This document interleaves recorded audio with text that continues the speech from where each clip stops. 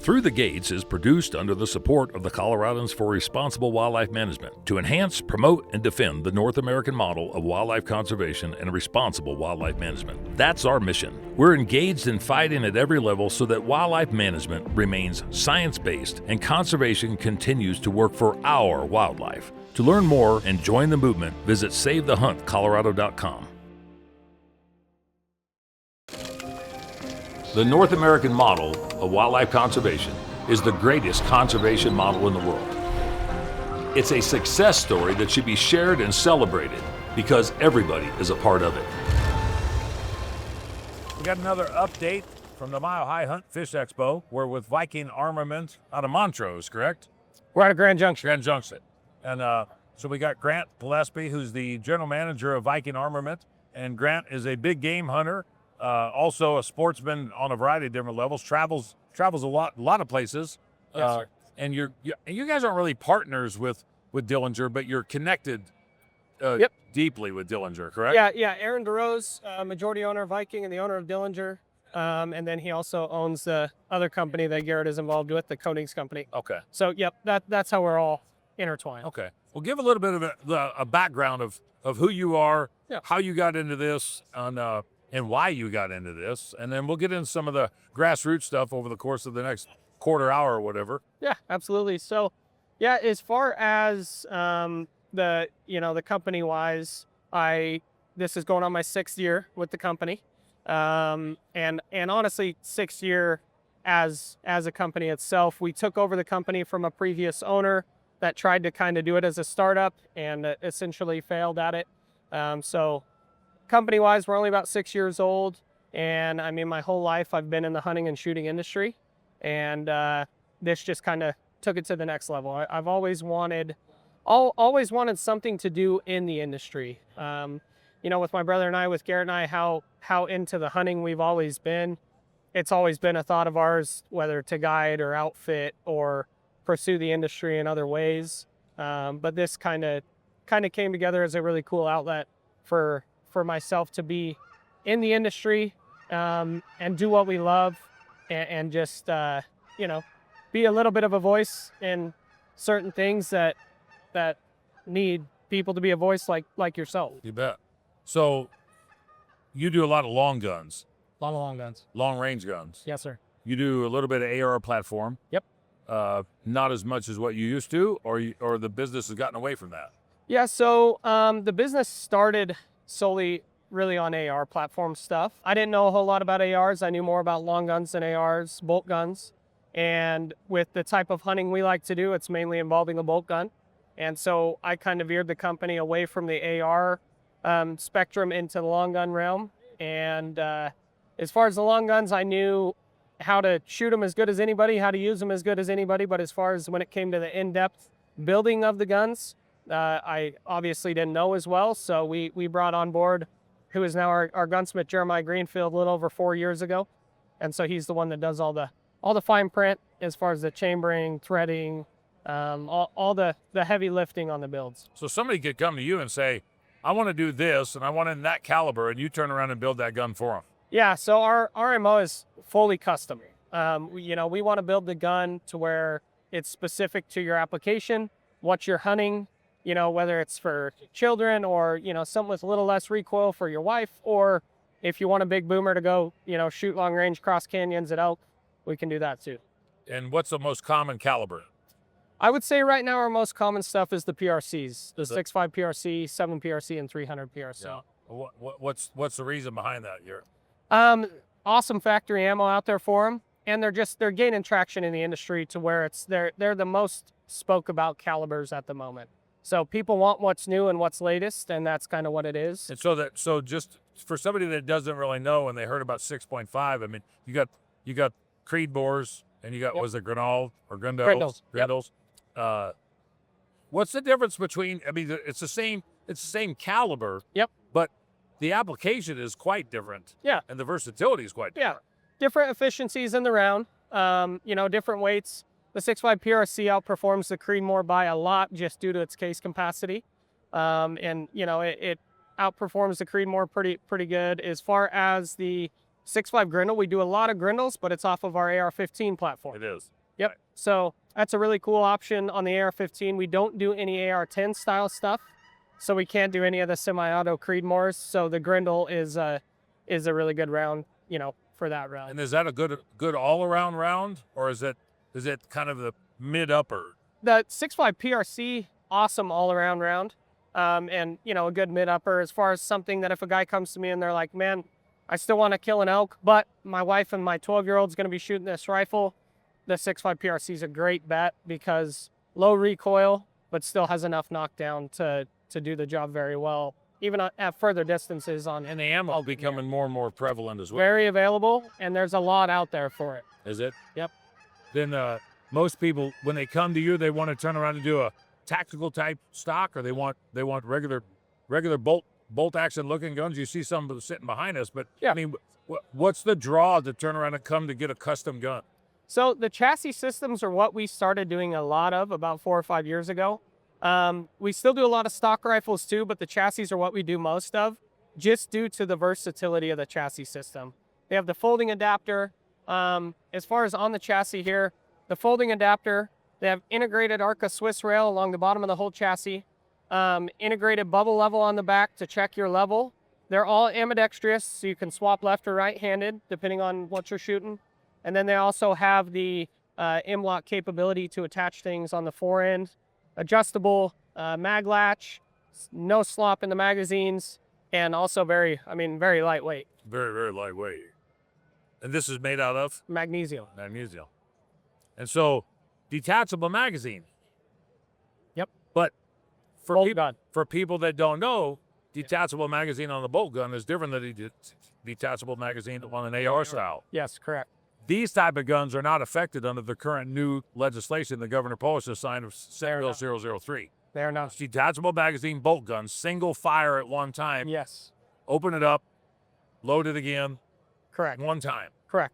So what's the capacity of the detachable magazine? So for this specific setup, you can get them up to 10 rounders depending on the caliber, but 3 rounders are what we usually. And that's primarily for the hunting side of it as well. Yep.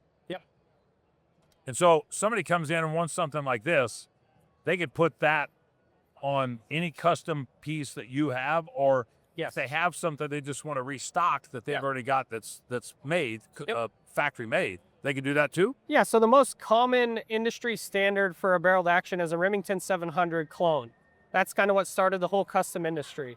So any Remington 700 clone will drop straight into our chassis platform, and that's what we build the most off of as well. As far as our own action is a Remington 700 clone, and a couple other high-end action manufacturers that we use like Lone Peak and Defiance, they're also Remington 700 clones. Really? So they all just drop into the same inlay. What's the next most common platform that somebody would try to use if they had their own stuff? So a lot of people now that have their own stuff that want to make some changes are off Tikkas. Tikkas are very popular. It's an awesome factory gun, and we build chassis to the Tikkas as well. What do you shoot yourself? I personally shoot a 300 WSM in that's a short mag. Our Apex platform, this rifle here actually. So that's my personal air. It's been all over with me. And you got a suppressor on the front. Yep. And you guys do suppressors yourself? We do not build them, we do sell them. Okay. Yep. Okay. But those are applicable to a variety of different firearms. Yes, correct. We do all the threading. We can thread them specific per thread pitch or suppressor. So just about any rifle. That's one thing we do a lot of as far as general gunsmithing as well, is if we sell a suppressor to somebody, they'll bring us their 3 or 4 go-to rifles and we'll thread them for them. And then you do the scope setting and everything. If somebody comes in off the street and says, I want this, you could build it from scratch to where it walks out the door and they can go out and shoot it. As turnkey as you can possibly get, we'll build a system that we can do custom load development, shoot to turret, everything to where you take it out of the box, you dial it to that yardage and shoot. What do you say about when people are critical about long-range hunting? There's a lot of everybody's critical about something. Somebody might be critical about bow hunting, about muzzle loading hunting, about whatever. What do you say when people are critical about long-range hunting?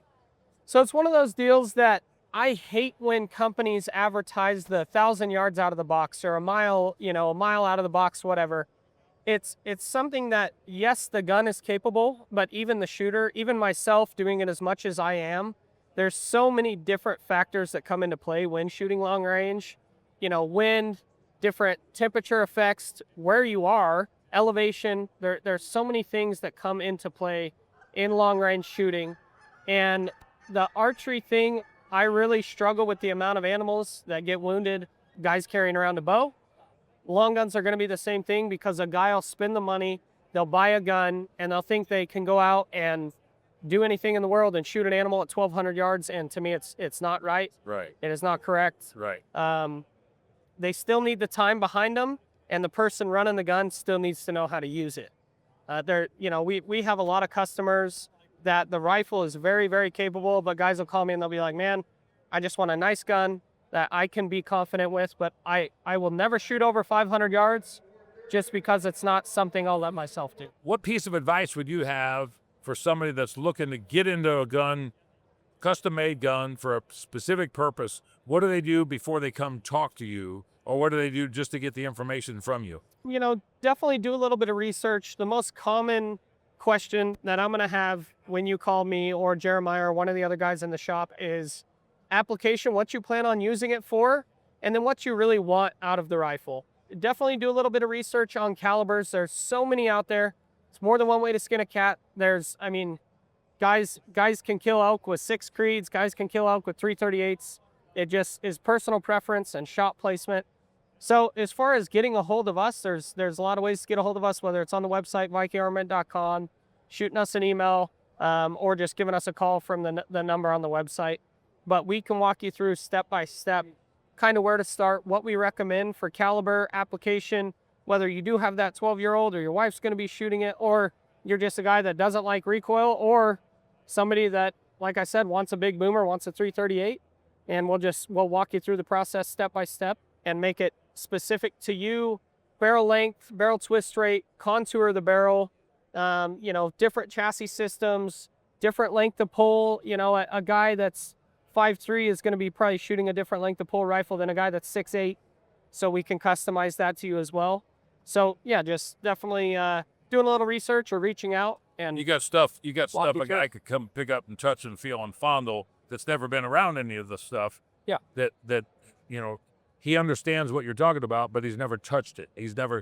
He wants to get into something different. You got all that on hand where you can. Yeah, so right now we're actually building a new storefront in Grand Junction, and I want it to be to where somebody can come in and make it like a Build-A-Bear workshop for a custom rifle. I can show you our barrel options, trigger options, stock options, and action options, scope options, start to finish, show you which one you can pick and choose your color, caliber, and then we can kind of show you what a finished product is going to look like prior to buying. And then, like with us being a custom shop right now, most of our custom builds are about 4 months out. So you definitely have some time, and if there's any minor changes along the way. No coincidence that you guys are near the Cameo shooting complex, is it? Yeah. Yeah.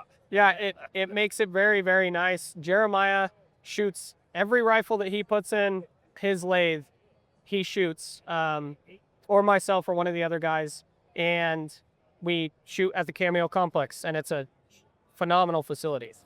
I've never been there to shoot. I've been there for other functions, but for somebody that doesn't know about Cameo, Yep. You could shoot out to how far? So they have their main shooting facility, like right when you pull up to Cameo, their main shooting facility where you can shoot up to about 600 yards. But then they have their EOL course to where you can shoot a mile and even further. Really? On their EOL stuff. Really? So yeah, as far as long guns, ARs, or even if you're into archery or shotguns, they've got everything there. Everything. It's a very cool facility. So you're just not a gun enthusiast, you're a sportsman. Yes. What's your personal preference on the hunting side of it? I personally love everything. I love elk and deer. I love lions. My brother has the pack of hounds, and so we do a lot with the hounds, a lot with lions and bears and bobcats. And it's got to be something that's a massive part of my life and a huge part of my brother's life. So the lion thing is something we really love. We love predators. We love management. Anything. You won't find my brother and I shooting young animals. We don't like it. We want to find something with age class and sure, as some people call it, trophy animals, trophy quality, but it's mature. It's the seasoned of the best. Yes. And that's exactly why a lot of what we've discussed over the course of the last 14, 15 months, people need to understand that when you designate something as a trophy, that doesn't mean it's a bad negative connotation. Yep. It's a component of why we have successful management practices, because without trophy class animals, Yep. the mature class animals, you don't know if you're doing well on the management side. Yep. And I mean, from your perspective, and you guys are big time hunters, you're big time sportsmen, but you don't always succeed. No. You often fail. Yeah. But the pursuit of it is the name of the game. Yeah, that's what we love most. I mean, my brother with the hounds, he's caught at this point hundreds of lions. He's never actually killed one. He's never shot. Never actually killed one. Nope. He had almost 10 years ago, he had to kill a little lion that was on a landowner's property, and he got into one of Garrett's dogs, and so he just for that aspect, yes. But as far as actually killing a lion, I mean, like trying to trophy kill a lion, Garrett has never killed a lion. I've killed one. Really? Ever. But you've been on dozens and dozens of hunts, if not more. Yeah, close to 100. And in Colorado and in Utah probably too. Yep, a lot. We do a lot in Utah. Yep. So have you hunted in Canada? Garrett has. Yep. Yep, in BC. Yep. And then the Dillinger Yang. Yep. They're in BC. We're out of the Alaska range. Alaska range. Yep. And so what's their primary pursuit? What animals do they pursue? The main thing at Dillinger, if you had to pick a species, is going to be the moose. We also do grizzly, black bear, guys killing wolves and caribou and things like that while we're there. It's an interconnected component, because that doesn't rely on this and this doesn't rely on that. That's just good friends, business associates that rely on two different forms of this. Yeah. From a management perspective, but also from a utilization and tool perspective. Yeah, absolutely. So what other companies do you actually work with? I see you got Night Force? Yeah, as far as a bunch of companies we work with on the rifles, XLR Industries is who builds our chassis system for us. They're right down the road in Grand Junction. We use a lot of Night Force, and then, like I said, our action, a lot of Defiance and Lone Peak as well. Trigger Tech is really our go-to trigger. But it's cool creating relationships in the industry with other like-minded people and people that have the same outlook and, want to reach the same goals as we do. You guys contributed last year to our cause on 127 and was a supporter and donate product. What'd you think of that? What'd you think how it was going to turn out? I think it's great. I was optimistic the whole time. I'm not nearly as involved politically as Garrett. But I was definitely pushing as much as I could and as much as we could use our, even though they're not much, our social media platforms and just word of mouth, talking to anybody and everybody we could about the effects that it would have had. On the Western Slope, did you see people actually realize the importance and significance of it? Big time. 127 was wild because it's really the first time that I felt like I truthfully saw all the sportsmen really come together. There's so many that it gets to the point once in a while with sportsmen that it's like, man, we're on the same team. Why are you calling each other out, or why are you? If everybody, especially on the Western Slope, would visualize every fight the way that they did 127, I feel like nobody would ever have a chance. Exactly. Really, truthfully. Exactly. But so many of them on so many different issues, they just think it's not my fight, or it's not important enough, or it's going to pass, or it's not going to pass. Somebody else will take care of it. Somebody else to take care of it. Yeah. Yeah. And if everyone views things moving forward that we're fight it together and fight it as if it was that way, like I said, I don't think anybody would stand a chance. I know that Garrett was particularly concerned. I mean, he's a houndsman. Yeah. But he was particularly concerned, and as much as he and I talked, we felt restricted on being able to educate even our side to get them to understand the significance and the importance of this. Very, very. And getting companies like you in, and we talked to the Hunt, Lift, Eat guys, and between the Swarovskis and the Salina gun shops and the Davis tents and the partners that came together on a smaller scale, but then actually brought in great big giant supporters, whether it's the influencer or not. When you talk to guys during that process, what was the overwhelming sentiment that those guys had when it came to what was going to happen on the ballot? Back to it having an overwhelming effect on everyone, that the more traction it gained and the more people that were putting their word out there, I feel like there's some people that are very antisocial kind of hermits. And when they saw the other antisocial hermits actually voicing their opinion, they were like, oh, I can do this too. I can say something. And I need to vote. Yeah. And it moved. Yeah.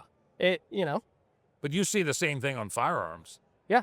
I mean, we're outnumbered on the firearms sense because what I believe to be an anti-Second Amendment coalition that's being built up, and it's a smoke and mirrors campaign. Yeah. If we could figure out a way to coalesce and create an alliance on the firearm side, like what we were able to do on 127, I think we'd be unbeatable.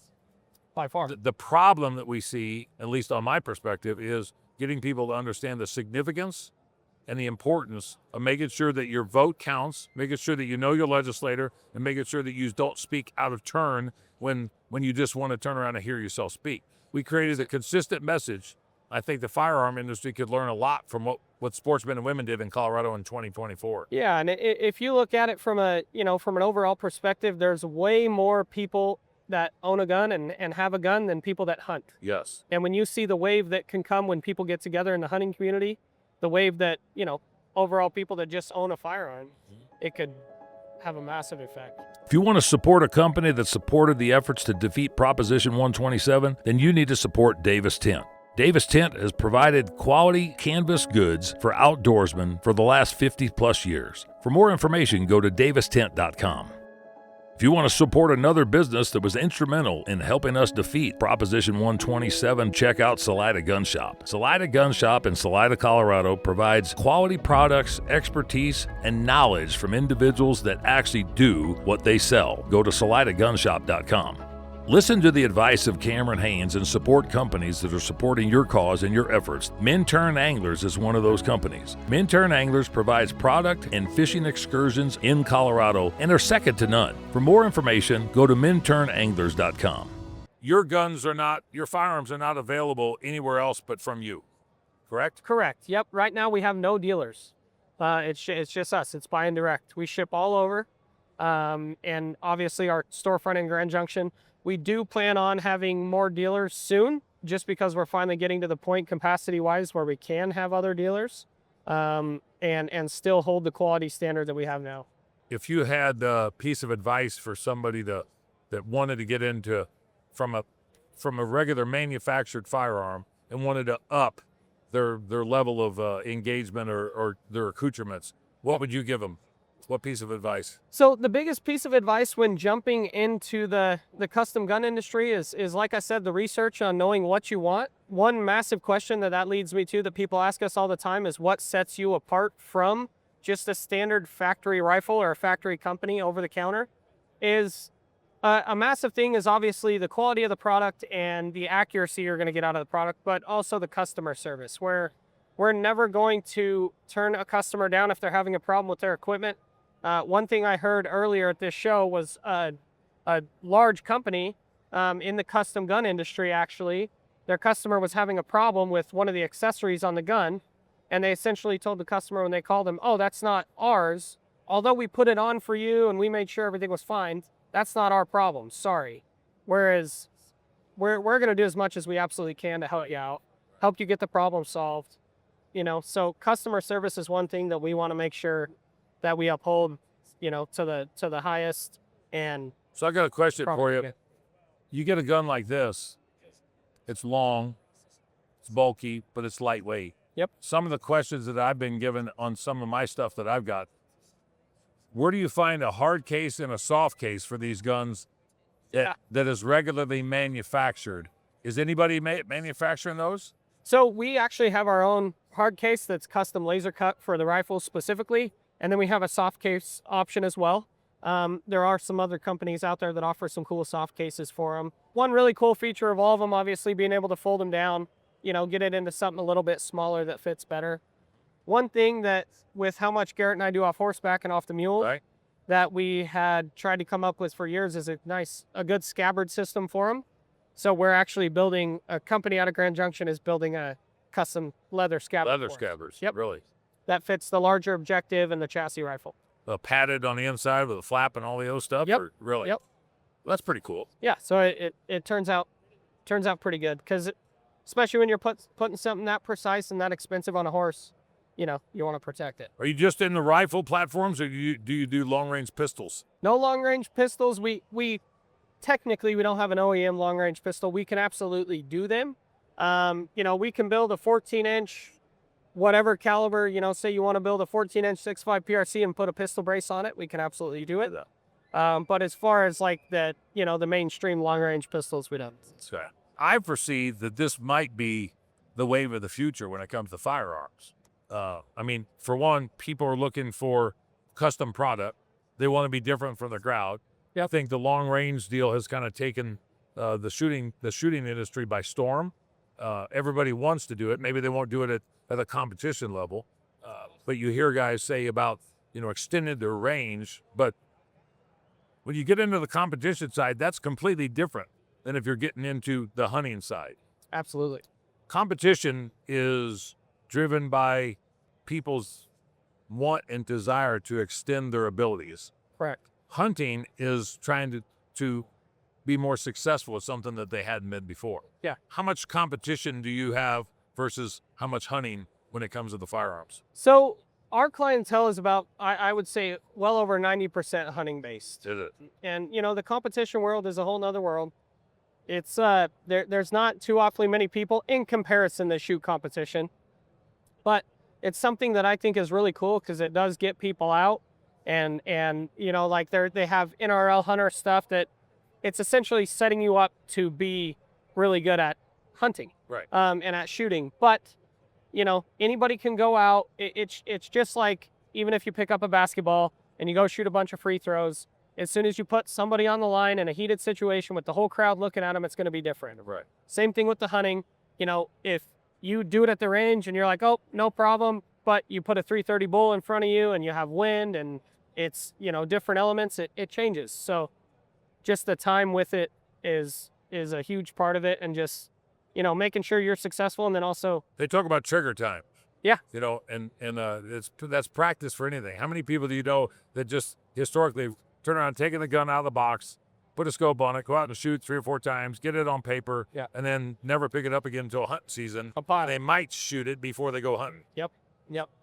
And our rifles, out of the box, when I say they're ready to go and dial and shoot, they are, but we want to make sure the customer is efficient with it as well, and knows the ins and outs of the guns, knows the trigger pull, and is as comfortable with it as they can to make sure it's a clean, ethical kill for the animal as well. Your business, your storefront's open now, or it's going to be? It is not. The storefront should be open in about 2 months. I'm hoping to have it open in July.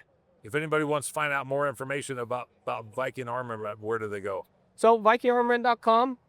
Definitely follow us on social media as well. Our Instagram is Viking Armament, and Facebook as well. And then we just recently started a YouTube channel. So we'll have some tutorials and some cool films of just throughout the year, some hunts that we go on. We just made a film from Kodiak Island last December that should be releasing here in about a week. And then we've got some other cool stuff for this year. That's cool. Yeah. Anything you want to say in a final shot? Really, just as far as with what you're doing, I mean, have people have your back, speak your voice, have a spine, really, and don't get stepped on by everyone out there. If you see something come across on a pole or something that says, "Please help us out. We need help fighting this." Help. Don't just scroll past it and think somebody else is going to do it. Jump in and help. Yeah. So that was one of the key things for our campaign, is the entire sportsman community nationwide came out at a very grand scale, and as you said it, and most everybody else has, to see the sportsman community come together and create that network that I think we've been lacking for quite a while. Big time. Grant Gillespie, we really appreciate the opportunity. We're here with a short episode of Through the Gates podcast. We're at the Mile High Hunt and Fish Expo, the Gaylord Convention Center. Make sure you check out Viking Armament out of Grand Junction, Colorado. If you're looking for a custom gun, and if you just need some advice, give them a call. I'm sure they can set you up and get you in the right direction. Grant, thanks a bunch. Yes, sir. Thank you. Appreciate it.